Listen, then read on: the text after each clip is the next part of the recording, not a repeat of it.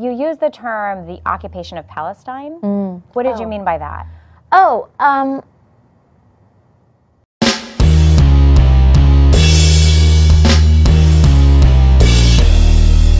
How's everybody doing? My name is Anthony Brian Logan, and today we got to talk a little bit more about Alexandria Ocasio-Cortez.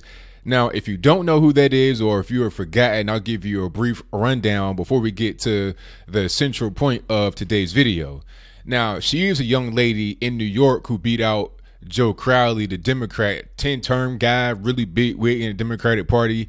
She beat him out for the Democratic congressional seat in the 14th district. Now, this district is, I believe, in Queens County, and it has some of the Bronx and some of Queens in it. She purported herself to be this kind of Jenny from the block type of character from the Bronx, growing up in harsh conditions. That wasn't really the truth. She started off in the Bronx and then moved to a very nice neighborhood, came from a great family. Nothing wrong with that. I say it's the American dream to have forward progress and to do well in life, but to purport yourself to be something else other than what you actually grew up as is the issue. But for now, I digress. I've not really heard her speak too much. I've heard her speak one time. I think that was an impromptu interview on the night of her victory over Joe Crowley, and she just answered a couple of questions, and it was basically like, I'm so amazed that I was able to win. I did not hear anything about any kind of politics or how she would push things forward in an interview. But now we have an interview, and I think maybe those who voted for her in that particular district are regretting their decision if they really care about politics. So what I'm going to do right now is go ahead and roll that clip. After that clip, I'll roll another clip of something from SNL, and then you'll see how it compares. And after we get done with that, I'll talk about that comparison, and then I'll talk about her and other kind of fringe figures like her. So without further ado, let's go ahead and roll it. But I am, of course, the dynamic there in terms of geopolitics and the war in the Middle East is very different than people expressing their First Amendment right to protest. Well, yes, but I also think that what people are starting to see, at least in the occupation of Palestine, is just an increasing crisis of humanitarian condition. And that, to me, is just where I tend to come from on this issue. You use the term the occupation of Palestine.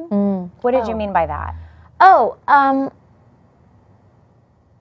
I think what I meant is like the settlements that are increasing in some of these areas and places where Palestinians are experiencing difficulty in access to their housing and homes. Do you think you can expand on that? Yeah, I mean, I think I'd also just, I am not the expert on geopolitics. Do you even know what women have to do when we go vote, Michael? We have to show our IUD. I'm sorry, that's outrageous. That's called a double standard.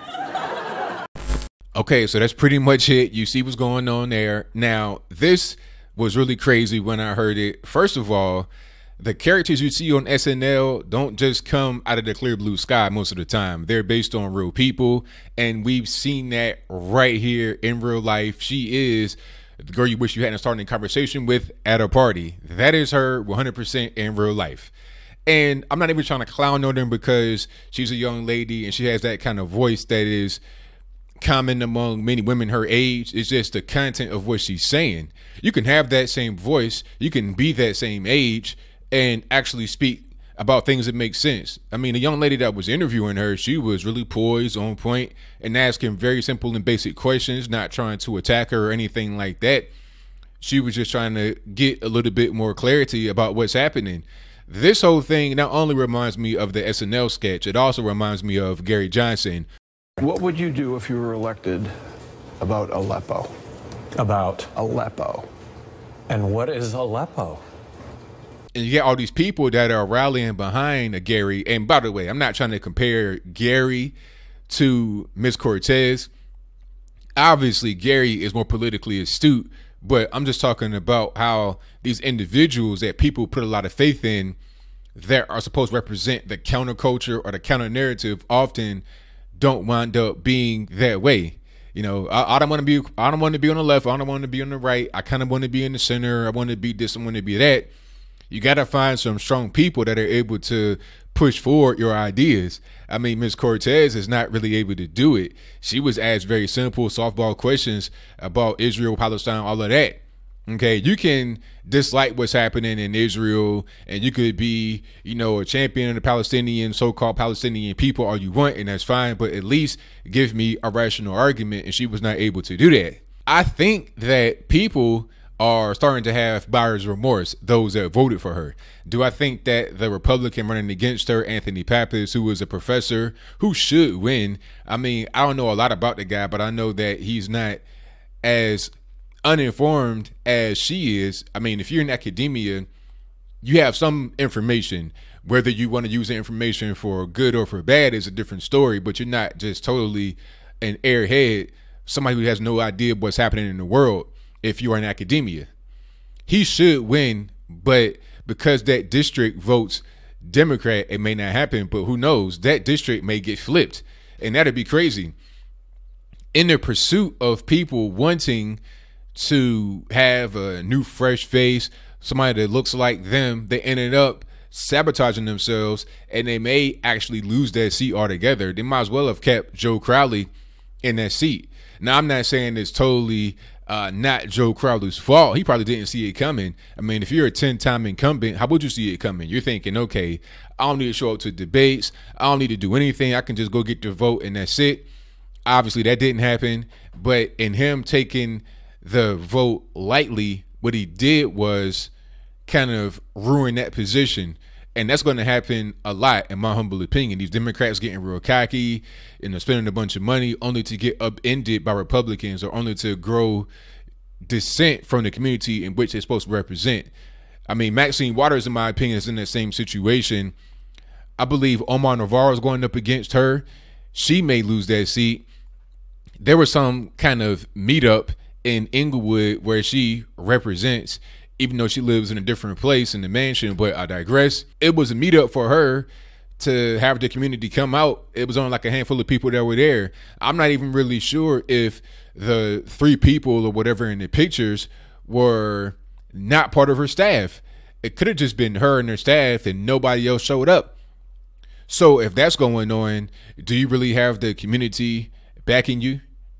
It's easy for your seat to get upended. You're taking these things for granted. What's happening right now all over the internets, all over real life, whatever you want to call it, is a buck against this type of trend, this type of narrative of I always have to vote Democrat. I can't do anything else. You got the walk away movement happening. Even if they don't necessarily align themselves with one party or the other, they're not just totally married to the idea of Democrat no matter what, which is going to cause a lot of people to lose their footing, to lose their strongholds that they've been in for 50 years or whatever the case may be.